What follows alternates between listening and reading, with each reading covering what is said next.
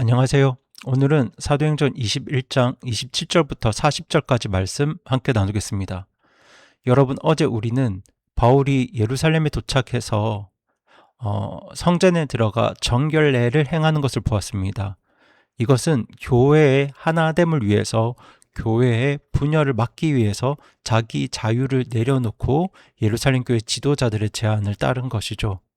그런데 여러분, 그보다 앞서서 아가보라는 대언자가 바울의 허리띠로 자기 손발을 묶고 예언을 했던 것 기억하시죠? 예루살렘에서 유대인들이 바울을 묶어서 이방인들의 손에 넘겨줄 것을 예언했었는데요. 오늘 본문에서 바로 그 예언이 그대로 이루어집니다. 바울이 그렇게 오늘 성전에서 붙잡히는 사건을 보게 될 텐데 저희 먼저 27절부터 29절까지 말씀 함께 보시겠습니다. 그 일회가 거의 끝나갈 때에 아시아에서 온 유대인들이 성전 안에서 바울을 보고는 모든 사람들을 선동하여 그에게 손을 대고 외치되 이스라엘 사람들아 도우라. 이 자는 모든 곳에서 백성과 율법과 이곳을 대적하여 모든 사람들을 가르치는 사람인데 더욱이 그가 그리스 사람들도 성전에 데리고 들어와 이 거룩한 곳을 더럽혔다 하니 이는 그들이 전에 에베소 사람 드로비모가 바울과 함께 그 도시 안에 있음을 보고 바울이 그를 성전에 데리고 들어간 줄로 생각하였기 때문이더라. 네, 바울이 이제 성전에서 정결례를 마치고 나올 무렵에 아시아에서 온 유대인들이 성전 안에서 바울을 보게 됩니다. 여기서 아시아는 지금의 튀르키예 서쪽, 그러니까 바울이 전도 여행을 하면서 교회를 세웠던 그 지역들을 말하는데요. 바로 그곳에서 바울을 그렇게 대적하고 반대했던, 심지어 바울을 죽이려고까지 했던 그 유대인들 기억하시죠? 바로 그 사람들이 예루살렘 성전에서 바울과 딱 마주친 겁니다. 이 사람들도 오순절 때문에 오순절을 지키려고 이곳에 온 것 같아요. 그런데 바울과 딱 마주친 거죠. 그때 이 사람들이 무리를 선동해서 이렇게 외칩니다. 이스라엘 사람들아 도우라. 이 자는 모든 곳에서 백성과 율법과 이곳을 대적하는 사람이다. 그리고 더욱이 그가 그리스 사람들도 데리고 들어와서 이 거룩한 곳을 더럽혔다. 여러분, 이 고발의 내용이 크게 네 가지입니다. 우선 이 자는 바울을 말합니다. 모든 곳에서 백성과 율법과 이곳을 대적하던 사람이다. 백성, 곧 유대인들을 대적한다는 말이고요. 율법을 대적한 사람이라고 하고 이곳, 곧 성전을 대적한 사람이라고 합니다. 그리고 이방인, 그리스 사람들을 성전에 데리고 들어와서 이 거룩한 곳 성전을 더럽혔다고 합니다. 이렇게 네 가지를 고발하고 있는데요. 여러분, 이 고발이 사실이었을까요? 전부 거짓입니다. 특별히 이 마지막 고발, 이방인을 성전에 데려왔다는 건 이전에 에베소 사람 드로비모가 바울과 함께 그 도시 안에 있었던 걸 보고 바울이 저 사람을 성전에 데려왔겠구나 지레 짐작했던 거예요. 여러분, 당시 성전에는 이방인들이 절대로 들어가면 안 되는 구역이 있었고요. 거기에는 여기를 넘어오면 죽는다는 경고판까지 붙어 있었습니다. 율법을 그렇게 잘 아는 바울이 그걸 어길 리가 없겠죠. 오히려 바울은 지금 그 성전에서 율법을 존중하기 때문에 할 필요가 없었던 정결례도 행하고 있었던 사람이에요. 그러니까 이 고발은 사실 다 거짓이었던 겁니다. 그런데 여러분, 이 거짓 외침에 어떤 일이 벌어졌을까요? 우리 30절부터 32절까지 말씀 보시겠습니다. 온 도시가 격동하고 백성이 같이 달려들어 바울을 붙잡아 성전 밖으로 끌어내매 문들이 곧 닫히더라. 그들이 바울을 죽이려 할 때에 온 예루살렘이 소동 중에 있다는 소식이 군대 총대장에게 다다름에 그가 즉시 군사들과 백부장들을 데리고 그들에게 달려 내려가니 그들이 총대장과 군사들을 보고 바울을 때리는 것을 그치니라. 여러분, 이 몇몇 유대인들의 거짓 외침 때문에 어떤 일이 벌어집니까? 온 도시가 격동합니다. 온 도시가 격동해서 백성이 득달같이 달려들어서 바울을 붙잡아 성전 밖으로 끌어내죠. 여러분, 제가 아까도 말씀드렸지만 당시 예루살렘에는 오순절을 지키기 위해서 각 지역에서 유대인들이 몰려와 있었습니다. 그런데 그 수많은 사람들이 이 몇몇 사람들의 거짓 외침 몇 마디에 격동해서 바울에게 달려들어서 바울을 때리기 시작한 거죠. 그리고 31절을 보시면 바울을 죽이려 합니다. 그렇게 성전 뜰이, 하나님의 집이 순식간에 살기로 가득 찬 거예요. 그런데 바로 그때 그 소식이 로마 군대의 총대장에게 전해집니다. 이 총대장은 예루살렘에 주둔했던 로마 군대의 지휘관인데요. 그 군대가 성전 바로 옆 안토니아라는 요새에 있었다고 합니다. 당시 로마 군들은 유대인들의 명절 때가 되면 또 어떤 소동이 있을까봐 늘 이렇게 자리를 지키고 있었다고 해요. 왜냐하면 예수님께서 돌아가실 때도 유대인들에게 큰 소동이 있었잖아요. 그래서 명절 때만 되면 그 성전 옆에서 자리를 지키고 있었다고 합니다. 그때 이제 소동의 소식을 들은 총대장이 군사들을 데리고 곧장 달려 내려오자 그때서야 사람들이 바울 때리는 것을 멈춥니다.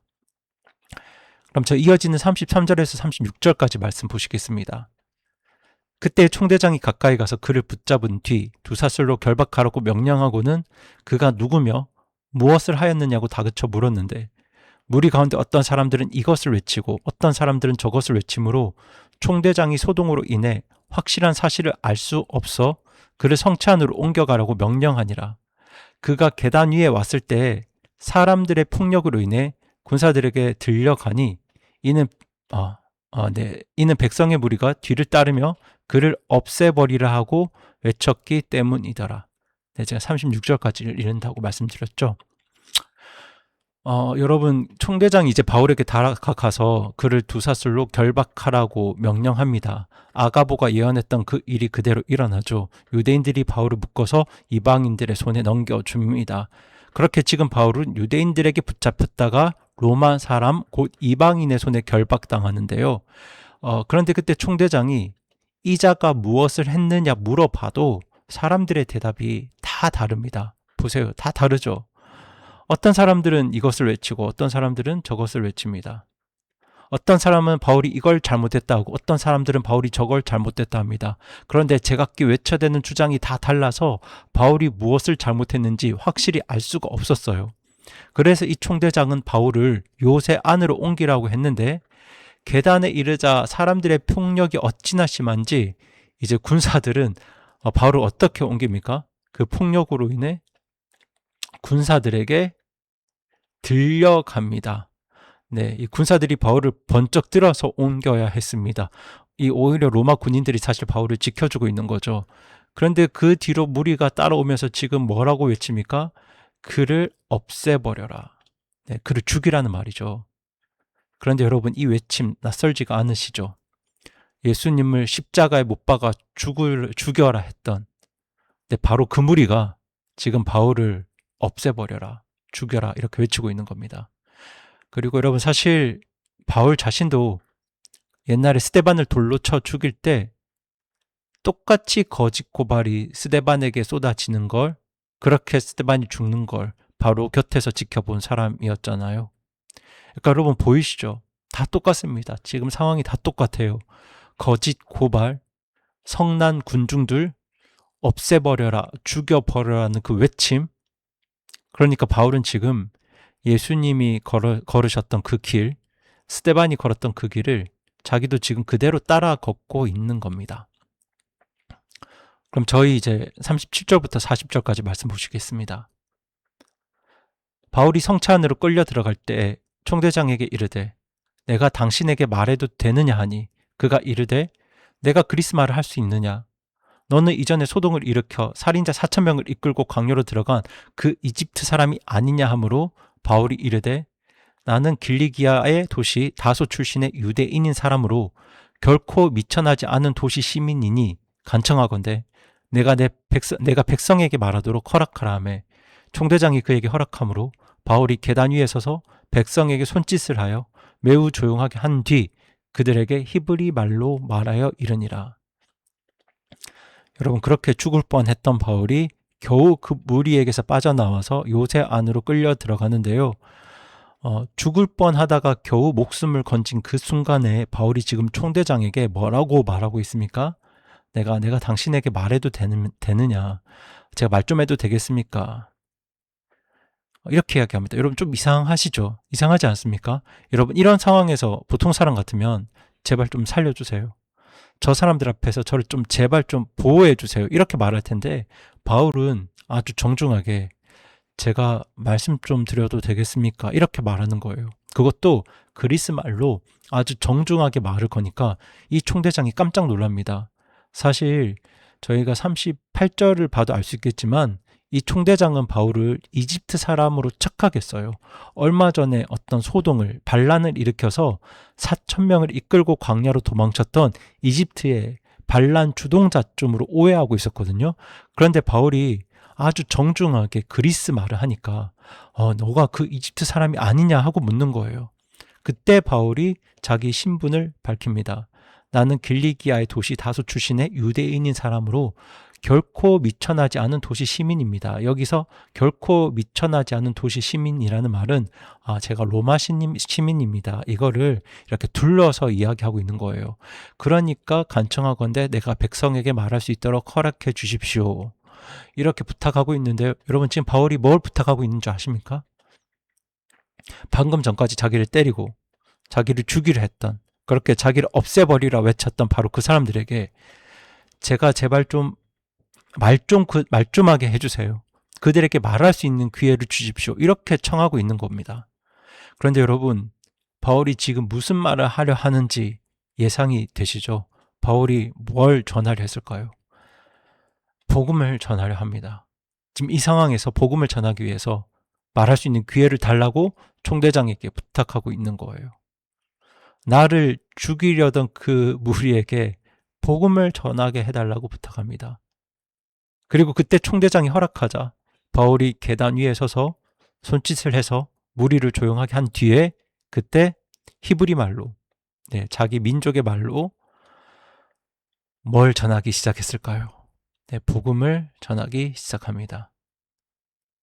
바울은 지금 이 순간이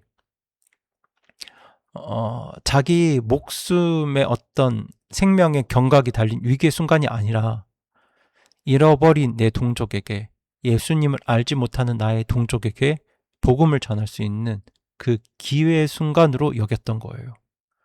사실 바울이 예루살렘에 오려고 작정했던 건 죽을 줄 알고도, 감옥에 갇힐 줄 알고도 예루살렘에 오려고 작정했던 건 바로 이 시간, 이 순간 때문이었던 거죠. 그렇게 오늘 본문에서 바울은 자기를 죽이려던 바로 그 사람들에게 복음을 전하려 합니다. 여러분, 어떻게 이럴 수 있을까요? 저는 그 이유가 크게 두 가지라고 생각하는데요. 먼저는 바울의 삶이 예수 그리스도를 만나서 완전히 바뀌었기 때문입니다. 한때 바울은 이 계단 위가 아니라 저 계단 아래에 있는 사람이었어요. 저 무리들처럼 예수님 믿는 사람들을 잡아 죽이려던 사람이었잖아요. 그런데 그 바울이 예수님을 만났을 때 완전히 새 사람이 되었습니다. 그리고 또 다른 이유는 이 바울에게 자기 동족을 향한 깊은 사랑이 있었기 때문입니다. 그래서 바울은 훗날 이렇게까지 고백합니다. 나의 동족만 구원받을 수 있다면 나는 저주를 받아도 좋다. 그런 자기 민족을 향한 사랑이 있었기 때문에 자기를 죽이려는 그 사람들 앞에서도 저들에게, 나의 동족에게 복음을 전하고 싶다, 이럴 수 있었던 거죠. 이 바울의 모습 앞에서 저도 제 모습을 많이 돌아보게 되고요. 우리 성도님들도 한번 나의 마음을, 나의 모습을 한번 돌아보셨으면 좋겠습니다. 우리는 흔히 나를 힘들게 하는 사람들, 그리고 나와 부딪히는 사람들은 그저 피하고 멀리하고 싶어 합니다. 그런데 바울은 자기를 죽이려는 사람에게까지 복음을 전하려 합니다.